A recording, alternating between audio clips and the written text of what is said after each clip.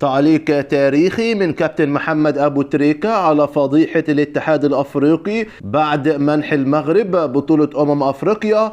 وسحب البطولة من منتخب السنغال، حيث أبو تريكة كان له تعليق مهم وتصريحات مهمة على المهزلة والفضيحة اللي حصلت من الاتحاد الأفريقي، حيث قال أبو تريكة: شن محمد أبو تريكة نجم النادي الأهلي ومنتخب مصر السابق هجوم حاد على الاتحاد الأفريقي لكرة القدم الكاف عقب قراره بسحب لقب كأس الأفريقية من منتخب السنغال ومنحه للمنتخب المغربي بعد اعتباره خاسرا في المباراة النهائية بنتيجة 3 أهداف دون رد. وقال أبو تريكة في تصريحاته التلفزيونية: الاتحاد الأفريقي لكرة القدم مهزلة بكل معنى الكلمة، بقول هذا الكلام منذ سنوات، بل بقول إن معظم أساطير أفريقيا الذين يشاركون في فعاليات واجتماعات الاتحاد الأفريقي لكرة القدم هم مهرجون. وأضاف أبو تريكة: قرار سحب الكاس من السنغال ومنحها للمغرب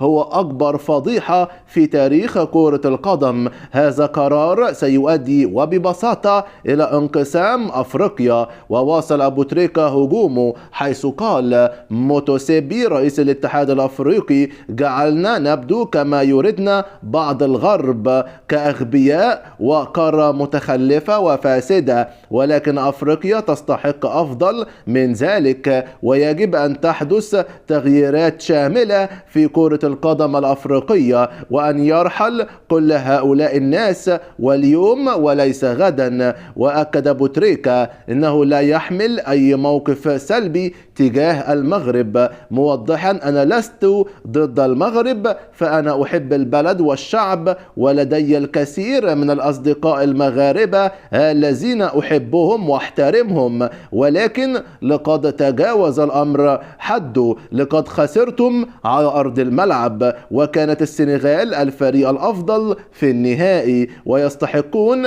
أن يكونوا أبطال أفريقيا. واختتم تصريحات أبو تريكة حيث قال: الأمر واضح وبسيط وأنتم جميعا تعرفون ذلك، كنت أرغب حقا في تهنئة أصدقائي المغاربة، لكن لا يمكنني تهنئتكم على شيء فزتم به في العمل وليس على أرض الملعب.